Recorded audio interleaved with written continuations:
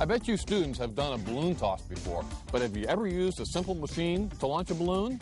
This is a gnarly-looking contraption, Ed. How does it work? Well, TJ, it's pretty simple. We've got a base here and up to the upright, and attached to the upright is this hinge, which this acts as a lever, and so it can go up and down, and we store energy with this elastic cord. So as I pull this down, we're putting energy into the elastic cord, and when I release it, the energy comes back out and the balloon goes flying. Wow, that's pretty neat. Well, I practice launching these water balloons at my target, TJ. Question number 1 is, what simple machines can you name that help us do work? Okay, TJ. All right. You ready? I'm ready. You're never going to get me, though. This is going to be a long one. Whoa! What's the big deal about getting wet? Yeah, man, it's being dry that would worry me. Humans. Machines are great because we can use them to make work easier and more efficient. What if I had TJ try to lift me up? What simple machines could she use to do that? Well, why don't we use this long board as a lever and this wooden block as a fulcrum?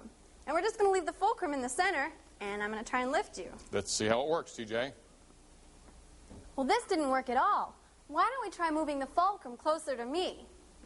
Okay. What do you think will happen? Right about there should do. Okay. Nothing. That's even worse. So what do we need to do now, TJ? It doesn't work in the center, and it doesn't work closer to me, so why don't we move it closer to Ed? Students, is it going to work this time? I don't know. Okay. Sure hope so. Whoa. It worked.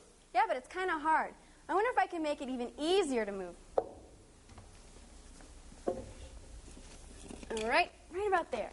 And I'm going to use only 1 foot. One foot. Okay, let's see. Oh, yeah. I'm feeling very strong. Well, this has been an uplifting experience. We've got lots more simple machine ideas to share with you. Up. I'm making a seesaw out of candles. I won't be able to ride on it, of course, but I can show you a neat property of levers. First, I scraped away some of the wax so I have some wick at both ends. Then, just using ordinary stuff you find at home, like pins and 2 tuna cans, I'm ready to set up. I'm going to measure the candle to find the middle, or the fulcrum. Then, I'm going to put a pin in each side. And after I've done that, I'm going to balance it on the cans. I've already got one here, and it's all balanced. Now I'm going to light the candle and watch what happens. But remember, you must do this with an adult. We're going to light this side, and we're going to light this side. All right, and let's see what's going to happen. Now, as the wax drops off one side, the balancing point moves to the other side. It doesn't have the same center of gravity after the candle is lit, so it's going to start to seesaw. And look at it go. I didn't even touch it. Now, it helps if you have troughs in here so the wax has somewhere to drip. And that makes it seesaw. Everyone has seen a wheelbarrow. A wheelbarrow is one of our most common levers. Now, if we put Ed inside the wheelbarrow... No, not Ed. Let's put TJ inside the wheelbarrow. No, if you get in the wheelbarrow, I can explain how it works. I don't like this. Okay. All right, I'm the weight in the middle. Right. And the wheel end is the fulcrum. Now, notice that the fulcrum is not in the middle. That's right, and you apply the action over here, the effort. Whoa. Very good. It's a little shaky, but that works. Good. TJ, I've got a whole bunch of levers in here with me in the wheelbarrow. This, for example, is one that maybe you don't think of as a lever. It's a pair of pliers. Here's the fulcrum right here, and you can apply the effort along the long handle so you can really grab hold of something tightly and hold on to it. Here's another one, an old-fashioned bottle opener, and if you have a bottle with a cap, you use this to pry the cap off, which is a lever action, and here's a long arm again to get some torque on that. You probably have one of these at home. This is a can opener. Here's the fulcrum right here. You use that to scrunch down and break the seal of the can, and then once you've done that, you use the twister here, and it negotiates right around the edge of the can, and the cutting arm right here cuts the lid off. Here's something you use once in a while, some nail clippers. And these are an example of a lever too. Here's the fulcrum here, long lever arm to cut through your fingernails. And here's one more. Often you don't think of a screwdriver as a lever, but you use it that way sometimes to pry something up. You got to be careful you don't pop it up too hard or jam it into your finger, but it's a pretty neat lever. So lots of different levers that we use all the time. Right. So this wheelbarrow is a rotating lever. That's right. We have the axle in the middle of the wheel. That's the fulcrum. And we have the long lever arm, and that's where TJ picks me up and can give me a neat ride all around the parking lot. I don't think so. Of course, TJ, you're going to have a real problem getting over this curb. It's about time for us to go back to the studio, and you can drive me around the parking lot okay, but getting up on this curb is going to be tough. How are you going to do that? I'll have to think about this one. Students, here's question number 2. How is TJ going to lift me up over this curb to get me back to the studio? She's going to have to use a simple machine or maybe a combination of simple machines to do it.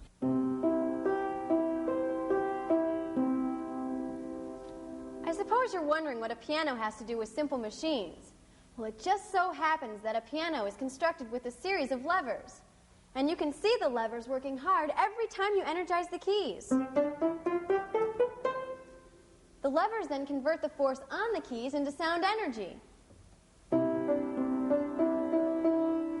Simply delightful. Simple machines. What if you wanted to lift something up or down from one place to another? One way you could deal with that change of direction is to use a pulley system. Why don't we build one? Great, okay. I've got a pulley suspended here from the ceiling and attached it to your books. So if I wanted to lift your books, of course I could just lift them straight up, so I'd have to pull up to lift them up, or we could pull down with the pulley system. Give that a try. I'm going to pull down to lift the books up. That's right. Okay. Now, there's 2 things to notice here. One is that it takes TJ 5 pounds of pull down to get the books, which weigh 5 pounds, to come up. And for every inch, TJ, that you pull down, the books come up 1 inch. Give that a try. So they come up the same distance that you pull them down. Now, what if we would use mechanical advantage? Let's give that a try. By using mechanical advantage, we'll make the job a little bit easier. Mechanical advantage just means using a simple tool, in this case a pulley, to make the job easier so you don't have to pull up with the same force that you would before. So I'm going to tie this off over here, and you will be able to pull up this time instead of pull down and get the books to rise. Okay. So I'm sorry. You got it? That's okay. Here So we go. now you can pull up. Now, how does that feel? It feels a little lighter. You're lifting with about half the force because now you've got mechanical advantage of the pulley. The other thing to notice with mechanical advantage is, in this case, you have to pull up 2 inches to get the books to move 1 inch. So you have to pull much farther. You have to pull much farther. However, the force that you use is half as much. Right, okay. Now you can combine the mechanical advantage with the change of direction pulley and pull down to get them to go up. I can feel the difference. Pretty neat, isn't it? Yeah. Whoa. We're at Copley Tool Rental looking for all sorts of simple machines. And boy, have we found a bunch. We sure did, TJ. For example, this appliance dolly or hand truck has all sorts of simple machines built into it. First off, it's a lever down here, so you can put the edge under a refrigerator or heavy appliance and be able to lever it up into the air. Then it's got wheels on each side with axle right here. So once it's up in the air, you can move it onto a truck or move it across the floor. And if you should happen to come to some stairs and have to negotiate the stairs, here we have a belt system that you can drag the truck up against the stairs and the belt moves and helps you get up the stairs. Finally, we have back here another lever system, and this allows you to secure the refrigerator or whatever objects you have onto it. You tighten the belt and then crank down with this little lever right here. So we have a whole bunch of simple machines making up this one tool. What do you have there, TJ? Hey, I found this. Does it have any simple machines on it? Well, I sure think so. This is an auger, and if you have to dig some post holes out in the yard to put in a fence or something, you'd probably want one of these machines. Well, look at this. We have a screw, which is, of course, an inclined plane wrapped around the cylinder. And that auger, when it gets turned on, just digs right down into the soil and kicks the soil back up. And what drives it in this case is a gasoline engine mounted on top. So there's a great example of a simple machine, the inclined plane which in this case is wrapped up to make a screw. What else do you have over there, TJ, behind you? Well, I have this interesting thing. Oh, it's very heavy. Very heavy. This is a chain fall, and this is designed to lift up things that are very heavy. And instead of using a block and tackle, instead of using ropes and pulleys, this uses chain because it's really used for something that's real heavy duty. You can hang this up on a beam, and then with the crank here, we're using a lever here to ratchet up the chain, and whatever is at the other end could be something like an engine or something like that that's real heavy and you need to move it up. So there's an example of a pulley. Yes, indeed. And a lever. Okay. What else do you have down there, TJ? Right by your feet. Okay, this? I don't know. This is an interesting looking little gizmo, a gear puller or a come-along. And what it is it's another screw. Screws are great things when you need to apply a lot of force, but you don't have a lot of force yourself to apply. Lets you turn, which is pretty easy, and really get a lot of energy, a lot of force to the thing you're trying to separate. So in this case, you hook the two ends around something you're trying to separate, like that, and then just operate the screw, and gradually it will come apart, and you can pull a gear out of the machine. So lots of neat things here, aren't there? Hey, Cephas, the humans want to move the red phone booth. But why, man? I don't know, but that's question 3. How can the humans move the phone booth across the set? You know, you can build simple machines out of almost anything. That's right, TJ, and we've got a whole bunch of parts here for us to try. First thing, let's take apart a toy and see what's on the inside. This is Goofy, and he's one of those toys that you pull back and let go, and he goes scooting across the floor. If you were to take it apart, take the wheel off the bottom, and you could pull out this one piece, I think. There we go. This is the one interesting piece on the inside. If you look at it, when you wheel the wheels backwards, you engage one set of gears, and that winds up a spring over here. When you release it, when you let it go, a different set of gears takes over and shoots the car along the floor. So this is kind of neat because you pull it back only a foot or maybe 2 feet, and it goes out 5 or 10 feet. You know, this kind of looks like a little car. It has some of the same mechanisms in it, some of the same gearing. So here's a toy. If you have a broken one at home, you could take it apart and see what's on the inside. Well, here's something you could make. This is made of a piece of wood, and it's got wooden wheels, and you just drive a screw into it, and you've got a car, and you can race these with some of your friends. That's kind of hard to make. Is there something easier? Well, I think we can have something easier. Here is your basic potato, and we'll cut it. Now, remember, if you're going to do this, have an adult with you to help you with the cutting. We're going to make a car out of potato? We're going to make a Spud Box Derby. Okay. There's your car. Just take these wheels then. Now we need some wheels. And in this case, these are wheels from another toy. And we're using nails for an axle. A few seconds ago, TJ made this out of a carrot. That looks pretty neat, doesn't it? In this case, the wheels are the lids to 1-gallon milk jugs. And we just cut a hole in the center of the lid and put a nail in it and then push that into the carrot. So that works real well. Well, I'm almost done here. Let's see how it looks. Hey, it's nice. You can draw pictures or you can... TJ, those wheels aren't in a straight line. That's okay. It just goes around in circles. Well, if you get them on a straight line, you could race it down a ramp or have other races with your friends. Right. It's a lot of fun. Here's a different kind of a car over here, TJ. This is made from a soft drink can. The wheels are lids to orange juice containers, and we're using, for axles, we're using a coat hanger. A coat hanger, wow. And just hot glued the coat hanger onto the soft drink can. Here's one more example. This is an orange juice container, and we've taped onto the bottom a couple straws, and we can put the coat hanger right through there, so this axle through the coat hanger will turn very nicely, and we can attach some wheels to that. Well, this is a fun way to make objects out of things we can find at home. That's right. And we found a place to take simple machines into the future. Check it out. Wow, would I like to have a robot like that? Think how fast I could clean up my garage. Why, here comes Andy. Andy is a robot, the guy who just threw away that Coke can. He's lumbering in. A robot is really a collection of simple machines, a whole bunch of them. Could you point a couple of them out to us, please? Sure, there are plenty on here. For example, this set of mechanisms in here is actually a sequence of levers that enables it to open and close its fingers. Mm-hmm. That's how it picked up the Coke can. That's right. It also has pulleys and wheels on it, which give it locomotion. Oh, there we go.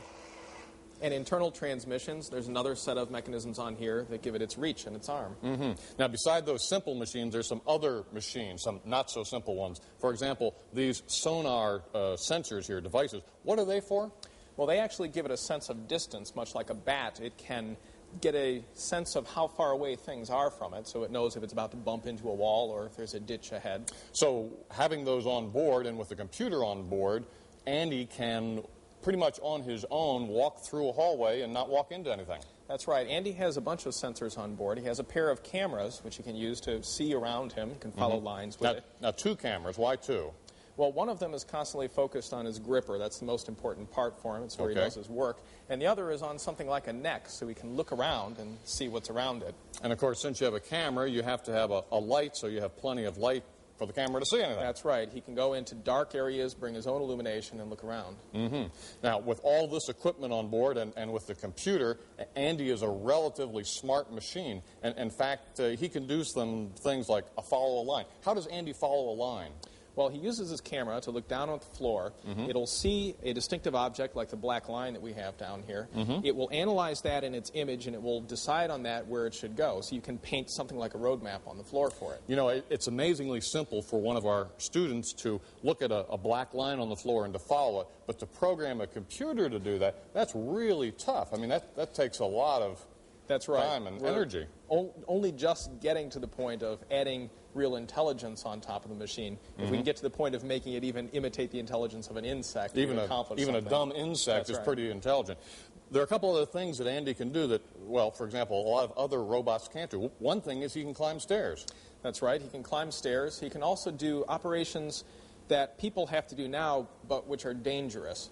For example, in dismantling a bomb or going into a hostile situation, as the FBI might, to negotiate with a dangerous person. He can so rather than risk a human life, we can send Andy in and have it do the job. That's right. That's one of the chief purposes of this machine. Now, I understand that Andy has one thing to say to our students. So, Andy, would you let our students hear from you? Hey, kid, blow the roof off. That's one smart robot, isn't it? We've had a great time today learning how simple machines affect our daily lives and how they might be used in the future.